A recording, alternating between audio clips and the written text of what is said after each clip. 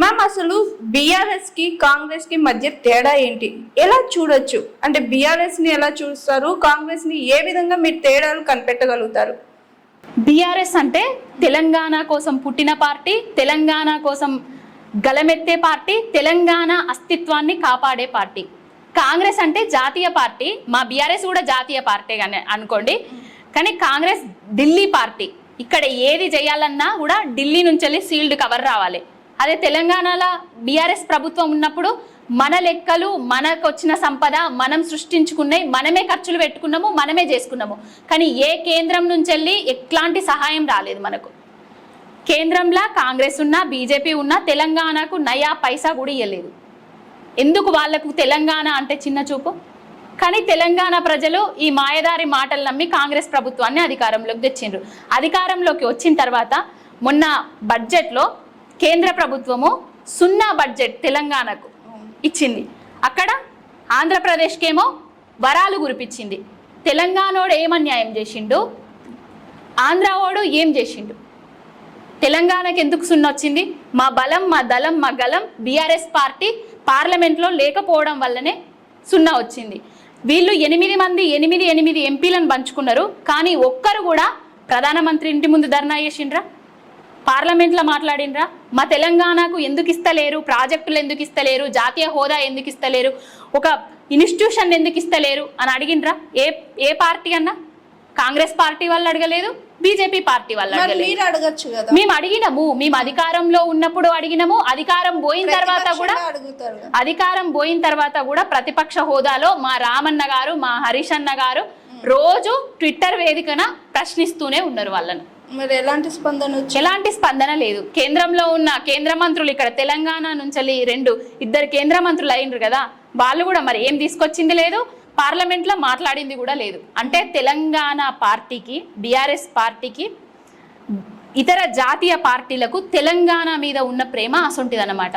Ma'am ఇప్పుడు తెలంగాణలో BRS మీద ప్రజలకు నమ్మకం లేదా, అందుకనే పార్లమెంట్ ఎలక్షన్లో బీఆర్ఎస్కి ఓటు పడలేదని మీరు అనుకుంటున్నారా?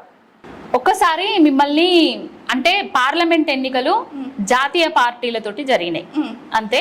అంటే మమ్మల్ని ట్రాప్ చేసిండ్రు వాళ్ళు. అంటే మేము కొంచెం గమనించలేకపోయినాము. మోడీ వచ్చిండు, కేటీఆర్ను సీఎం చేయాలనేసి కేసీఆర్ చెప్పిండు అనేసి ఒక సభలో చెప్పిండు. అంటే బీజేపీ ఉన్ను బీఆర్ఎస్ ఒకటే అనేసి చెప్పిపోయిండు. ఇప్పుడు కాంగ్రెస్ వాళ్ళు ఏం చెప్తారు, బీజేపీ బీఆర్ఎస్ ఒకటే అని చెప్పి, అంటే బీజేపీకి వేసినట్ట కాంగ్రెస్కి వేస్తే అనేసి మా ముస్లింలందరూ బీజేపీకి వేస్తే బీఆర్ఎస్కి వేస్తే బీజేపీకి వేసినట్టు అనేసి ముస్లింలందరూ మాకు దూరం అయిపోయినారు. మేము ఓడిపోయింది అసెంబ్లీ ఎలక్షన్ల 1.8% ఓట్ల తేడాతోటి మాత్రమే, 100% తేడాతోటి కాదు. మాకు ప్రధాన ప్రతిపక్ష హోదా ఇచ్చిండ్రు జనాలు. ఇంకొకటి, మేము 0 రావడానికి కారణము కాంగ్రెస్కును బీజేపీ పార్టీ 2 ఢిల్లీలా కొట్లాడుకుంటే గల్లీలేమో దోస్తాన్ చేసుకొని చెరో 8 పంచుకొని వాళ్ళు మమ్మల్ని అడ్జేసిండ్రు. ఇప్పుడు మీరే అన్నారు కదా, మోడీ వచ్చి ఇక్కడ బీఆర్ఎస్ నుంచి కేటీఆర్ ని సీఎం చేయాలని కేసీఆర్ చెప్పారు. కానీ ఇంకొక రూమర్ కూడా గట్టిగా వినిపిస్తుంది, బీఆర్ఎస్ ను బీజేపీలో విలీనం చేస్తున్నారు. ఈ పార్లమెంట్ ఎలక్షన్ లో బీజేపీ గెలవడానికి ప్రముఖంగా వెనుక నుండి నడిపించింది కేసీఆర్ గారే. ఇట్లా బీఆర్ఎస్ ఓట్లన్నీ బీజేపీకి పడేటట్టు చేశారని బాగా ఈ రూమర్ కాదు, ఇదైతే బాగా స్ప్రెడ్ అవుతుంది. దీన్ని రూమర్ గా చూడొచ్చా, నిజంగా చూడొచ్చా? రూమర్ గానే చూడొచ్చు. ఎవరో ఒక యూట్యూబ్ ఛానల్ అయితను ఆయన రేటింగ్స్ పెంచుకోవడానికి, ఒక ఛానల్ అతను ఆయన రేటింగ్స్ పెంచుకోవడానికి ఏదో హెడ్లైన్ వేసి బీఆర్ఎస్ బీజేపీ పార్టీ కలవబోతుంది అని చెప్పిండు. ఇది ఇప్పటి నుంచి జరుగుతలేదు, ఎప్పటి నుంచో అంటున్నారు. కానీ దీది మాత్రం చాలా అవాస్తవము. ఎందుకంటే బీఆర్ఎస్ బీజేపీ పార్టీ ఒక్కటి అయ్యేది ఉంటే కేసీఆర్ గారి బిడ్డను అరెస్ట్ చేయకపోతుండే. బీఆర్ఎస్ బీజేపీ పార్టీల విలీనం అవుతుంది అనేదే తప్పు, రాంగ్ అంతే. జాతీయ పార్టీ తోటి మాది కూడా జాతీయ పార్టీనే. ఆ పార్టీలతోటి అవి తెలంగాణకు బద్ధ శత్రువులు అంతే. ఆ పార్టీల మా పార్టీ విలీనం కాదు ఎప్పటికీ. అసలు బీఆర్ఎస్ పార్టీయే భూస్థాపితం అయిపోద్ది, ఇంకా బీఆర్ఎస్ తెలంగాణలో ఆ పార్టీ ఊసు కూడా ఉండదు అని అంటున్నారు. కేసీఆర్ గారు టీఆర్ఎస్ పార్టీని స్థాపించేటప్పుడు పని పాట లేక పార్టీని స్థాపిస్తున్నారు. తెలంగాణ బక్కాయన ఏం తీసుకొస్తాడు తెలంగాణ అది ఇది అనేసి చాలా మంది మాట్లాడిండ్రు. మరి ఆ బక్కాయననే సకల జనులను సంబంధ వర్గాలను ఏకం చేసి ఢిల్లీ మెడలు వంచి మరి తెలంగాణను తీసుకొచ్చిండు. అదేవిధంగా ఈ బీఆర్ఎస్ పార్టీని భూస్థాపితం చేయడం అనేది ఈ ఢిల్లీ జాతీయ పార్టీల జేజమ్మ తరం కూడా కాదు. సార్ ఇంకొకటి ఏంటంటే బీఆర్ఎస్ లో మహిళలకు ఎలాంటి ప్రాధాన్యత ఉంటుంది మ్యామ్? ఎందుకంటే బీఆర్ఎస్ లో అతి తక్కువగా మహిళలే కనిపిస్తారు, మిగతా అంతా పురుషులు ఉంటారు. అంటే బీఆర్ఎస్ పార్టీలో మహిళలకు ప్రాధాన్యత ఉందా లేదా, ఉంటే ఎలాంటి ప్రాధాన్యత బీఆర్ఎస్ ఉంటుంది? మహిళలకు ప్రాధాన్యత ఇచ్చిందే కేసీఆర్ గారు. జెడ్పీటీసీలు ఎంతమంది ఉన్నారు, జెడ్పీ చైర్మన్లు ఎంతమంది ఉన్నారు, మంత్రివర్గంలో కూడా సీట్లు గానీ అందరూ ఉన్నారు, వస్తారు. ఇంకా కూడా పోను రోజులల్లా మహిళలదే పెద్దపీట వేయబోతున్నాము.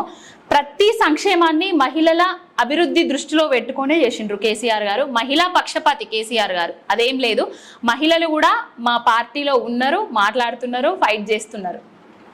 కానీ ఎక్కడ కనిపించరు కదా మేము, ఒకరు ఇద్దరు తప్పితే ఇట్లా సత్యవతి రాథోడ్ గారు, సబిత గారు, లక్ష్మారెడ్డి, సునీత గారు ఉన్నారు. వీళ్ళు తప్పితే ఇంకెక్కువ మహిళలు కనిపించరు కదా మేము. అందరు కనిపిస్తారు, నేను లేనా మహిళను?